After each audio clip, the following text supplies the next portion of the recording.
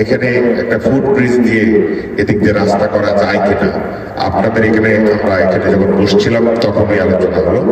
আমার গ্রামের মানুষ যাদের জমি আছে তারাও কিন্তু এই জমি দিতে চায় রাস্তার জন্য। আপনারা কি দিতে চান?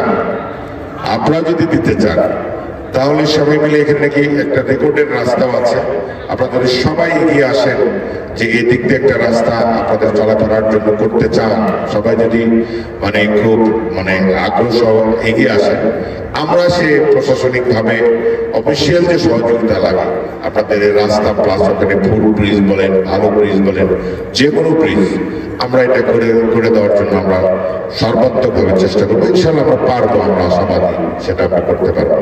তো আপনাদের কাছে আমার আহ্বান থাকবে, এখানে যদি আপনারা আন্তরিকভাবে চেষ্টা করেন, আমাদের ওই পাশের যে মানুষগুলো আছে তারা আপনারা দরকার হলে উভয়ে কথা বলে নিয়ে আপনাদের যে রেকর্ডের যে রাস্তাটা রয়েছে সেটা আগে আপনারা দখল করে নিয়ে সেটা আগে যারা চাষের মধ্যে রাখছে তাদেরকে বলেন আপনারা ছেড়ে দিয়ে রেকর্ডের রাস্তাটা ছেড়ে দিন। এই আপনার দক্ষিণ ভাগে এখানে একটা হাই স্কুল আছে, এটার ছাত্রছাত্রীর সংখ্যা খুব বেশি না, শুনলাম কত 300-র মতো। 300 ছাত্রছাত্রীকে যদি সঠিকভাবে পড়া যায়, আমি মনে করি অন্যান্য স্কুলের সেখানে ভালো শিক্ষাদান সম্ভব। তখন ছাত্রছাত্রীর সংখ্যা যদি কম থাকে তখন সেখানে পড়াশোনার মনোযোগটা বেশি থাকে। সেই পড়াশোনার যদি এখানে এই পরিবেশটা ঠিক মতো থাকে, সেই নেতৃস্থানীয় যারা নেতৃত্বে থাকবেন তারা যদি আন্তরিকভাবে এই বিদ্যালয়কে যদি এগিয়ে নিয়ে যাওয়ার জন্য চেষ্টা করেন, আমার বিশ্বাস এখানে ভালো রেজাল্ট হওয়া সম্ভব। কিন্তু দুঃখজনক হলেও সত্য, যে কথাগুলো আমাদের কানে আছে সেটা অত্যন্ত দুঃখজনক, যে বিদ্যালয়ের নামে জমি অন্য কোনো ব্যক্তির নামে হয়ে রয়েছে এবং এখানে ম্যানেজিং কমিটি এখানে দখল করার যে একটা প্রক্রিয়া, কোথাকার কি শহর থেকে একজন আওয়ামী লীগের কোন এক নেতাকে নিয়ে সেখানে দীর্ঘদিন দায়িত্বে রাখা হয়েছিল। উনি কি করেছেন? এই স্কুলের জন্য কি করেছেন? না বোর্ডের বাজার যে স্কুল রয়েছে সেখানেও আওয়ামী লীগের নেতারা দায়িত্বে ছিলেন। তারা তো একটা বিল্ডিং পর্যন্ত আনতে পারে না। তারা যে এই স্কুল প্রতিষ্ঠানগুলোর দায়িত্বে ছিলেন তারা তো একটা বিল্ডিং আনতে পারে নাই। তাহলে এই 15টা বছর তারা করলেন নাকি? খালি লুটপাট, খালি ধ্বংস করেছেন আর লুটপাট করেছেন।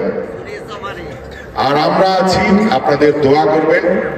আমাদের যে প্রতিষ্ঠানের যে বিল্ডিংটাই দেখবেন, যে স্থাপনায় দেখবেন, আমরা দাবি করে বলতে পারি এটা আমাদের অবদান, আমাদের সময়ে হয়েছে। আমরা সেই বিল্ডিং এর ফলকে নাম লেখা এখনো রয়েছে। আমরা সেই কৃতিত্বের দাবি আমরা করবো না। তার কারণ বগুড়া বিএনপির এলাকা, বিএনপির মানুষ কাজ করবে এটাই স্বাভাবিক এবং সেটা সুফল ভোগ করবে এলাকার মানুষ। এটা মনে করে এর জন্য কৃতিত্ব নিতে হবে এই রাজনীতি বিএনপির মানুষরা করে। আমি বলতে চাই, এখানে যদি সঠিক ব্যবস্থাপনা এখানে সৃষ্টি করা সম্ভব হয়, এখনো ষড়যন্ত্র চলছে।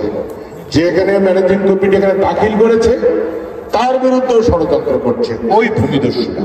আপনাদের সাবধান করে দিচ্ছি, ওদের কথা আপনাদেরকে আমি স্মরণ করে দিচ্ছি। আপনারা সাবধান থাকবেন।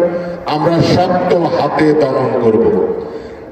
শেখ হাসিনার পতন হয়েছে, শেখ হাসিনার কোন দোসরের কোন অস্তিত্ব কোথাও থাকবে না, এটাই আমি বলতে চাচ্ছি। যারা এখানে এখনো সেই আগেকার ধান্দা নিয়ে চলাফেরা করার চেষ্টা করছেন, আপনারা সাবধান হয়ে যাবেন, আপনারা সাবধান হয়ে যাবেন। আমাদের উদারতা আমরা দেখাচ্ছি, এর কারণে হয়তো এলাকায় চলাফেরা করছেন। আমরা এখানে যদি আমরা আপনাদের মতো মানসিকতার মানুষ হতাম, কোন আওয়ামী লীগের কোন ছাগল পাগল এলাকায় চলাফেরা করতে পারতাম। আমরা উদারতা দেখাচ্ছি, ভদ্রতা দেখাচ্ছি, এটা আমাদের দুর্বলতা নয়, এটা আমাদের উপরের নির্দেশ। যেই আওয়ামী লীগের নিরীহ নেতা কর্মীরা তারা থাক, তাদেরকে কিছু বলার দরকার নেই। যদি কারো মনের ভিতর কিছু থেকে থাকে, নিরীহ সেজে সমাজে থাকুন, সরস সাজার চেষ্টা করবেন না। তা আমরা যে কথা বলছি, সারা বাংলাদেশের এই পথ পরিবর্তন, এটা একদিনে সম্ভব হয়েছে?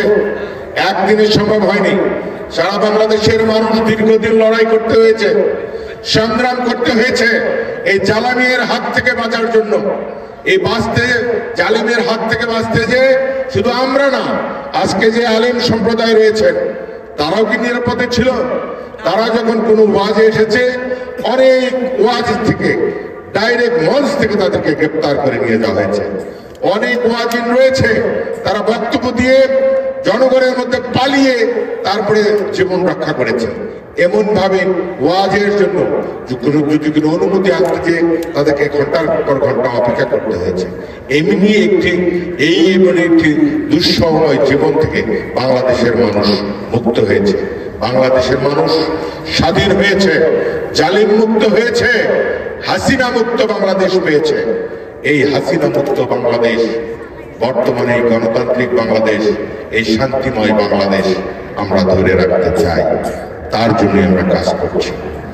এই শান্তিময় পরিবেশকে যদি অশান্ত করতে চায়, যারা আবার ষড়যন্ত্র করতে চায়, তাদেরকে বলতে চাই যে আপনারা প্রকাশ স্বর্গে বসবাস করছেন। আমরা চাই দেখবেন হাসিনা বিরোধী যে শক্তিরা এই বাংলাদেশে রয়েছে, নিজেদের মধ্যে যতই কলহ থাকুক না কেন, হাসিনা সম্পর্কে, আওয়ামী লীগ সম্পর্কে যখনই কথা হয় তখন সমস্ত রাজনৈতিক দল এক হয়ে যে এই ফ্যাসিস্ট পরাজিত শক্তির বিরুদ্ধে অবস্থান নিচ্ছে। ততএব আমরা সেই অবস্থানে আছি যেখানে কোনোভাবেই সম্ভব নয় যে হাসিনা বা তার দজন, তাদের গমনের কোনোভাবেই কোনো জায়গায় প্রতিষ্ঠিত হওয়ার কোনো সুযোগ বর্তমানে আছে নাই। ততএব দক্ষিণ ভাগ আলাদা কোনো ভূখণ্ড নয়, দক্ষিণ ভাগও সেভাবে চলবে। সারা বাংলাদেশ যেভাবে চলছে দক্ষিণ ভাগও সেভাবে চলবে। তা আমরা আমার কথাগুলো ভালো করে বোঝার চেষ্টা করেন আমি কি বললাম।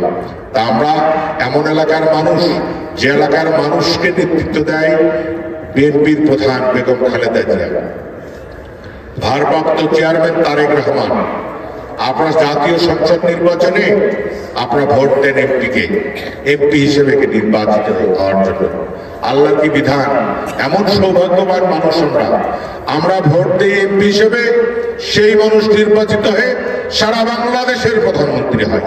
এই যে সৌভাগ্য বগুড়া সদরের মানুষের, সেটা থেকে আমরা বঞ্চিত হতে চাই? আমরা কেউ বঞ্চিত হতে চাই না। আমরা আরো এটা সমৃদ্ধশালী করতে চাই। তা আসুন, আগামী নির্বাচনে জাতীয় সংসদ নির্বাচন হবে, উপজেলা নির্বাচন হবে, ইউনিয়ন পরিষদের নির্বাচন হবে। এই ধারাবাহিকতায় আমাদের মানুষজনকে ভোট দেবেন।